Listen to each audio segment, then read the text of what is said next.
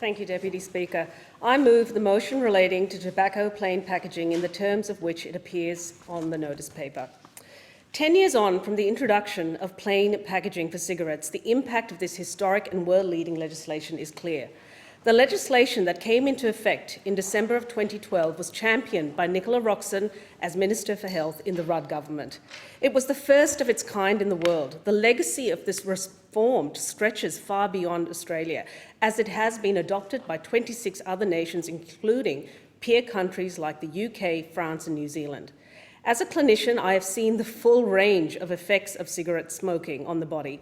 Tobacco smoke is a toxic brew of at least 69 known carcinogens with equally toxic effects on every organ of the body. Lung cancer is the most well-known, but there are well over 50 other deadly conditions that smoking increases your chance of acquiring. Long-term smokers die 10 years earlier than non-smokers, and those deaths are not merciful. The number of patients that I have treated whose condition has been caused or exacerbated by cigarette smoking is beyond counting. Amputees in wheelchairs outside hospitals still smoking, cardiac transplant patients with the telltale aroma at a clinic visit, the contrite diabetic who knows cigarettes and high sugars make toxic bedfellows. So alarmed was the Alfred Hospital where I work that it set up a smoking cessation clinic to help patients stop before the op. A range of services were provided, from an initial consultation with a pharmacist, nicotine replacement therapies like gums, sprays, patches, and follow-up phone consultation. While we focus on the physical effects of smoking, little attention is paid to the tyranny of psychological addiction.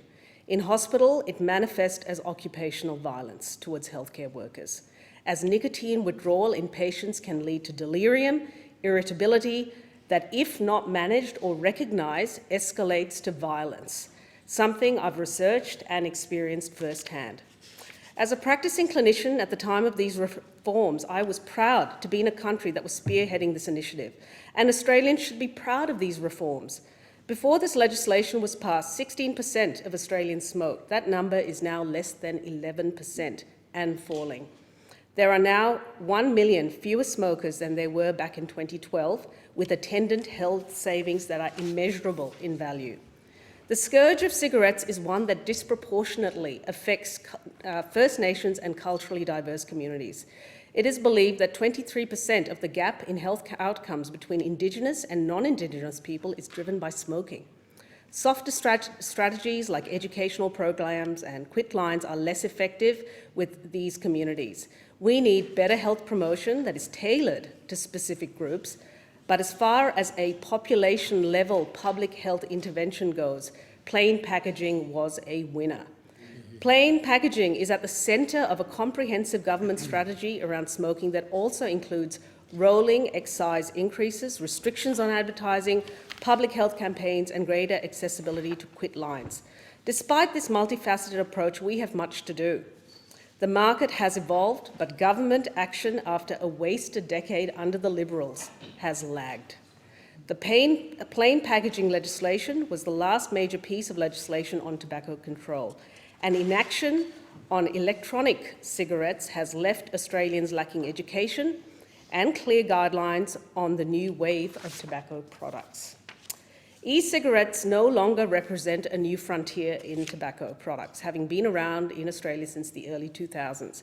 However, messaging from the previous government had been unclear and confusing, leaving consumers unsure about the safety and even legality of these products. Despite the TGA's decision to ban the sale of nicotine vaping products, they remain easy to acquire throughout the country, to the extent that our children in schools are regularly being caught with these products. We recognise that clearer guidelines around vaping are required, and that is why we tasked the TGA to undertake a public consultation process to better understand what the gaps are in the regulatory framework so that we in government can plug them. As a parliamentarian, as a former clinician, I welcome the new measures announced by the Health Minister. These include making individual cigarettes with anti-smoking messages, making cigarettes in unattractive colours, preventing the addition of flavours and menthols to cigarettes, limiting that warm, fuzzy language like organic or light, and introducing new health promotion inserts into every single pack and pouch of tobacco. The plain packaging laws have been effective, but after 10 years, new measures like this will provide the new and stark reminder to smokers about how harmful nicotine actually is. On vaping, there are new border controls to curb the unlawful supply of these products, pre-market TGA assessment of nicotine vapes to create a regulated source of products for doctors to prescribe and pharmacies to supply, as well as stronger product standards to make nicotine vaping products less attractive to children and adolescents through methods like branding and flavours.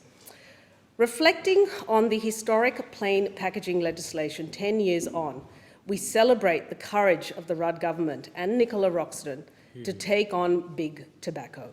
And we appreciate the value of public health, the quiet achiever in healthcare, in driving behaviour change across an entire nation. I thank the member for Higgins. Is the motion seconded?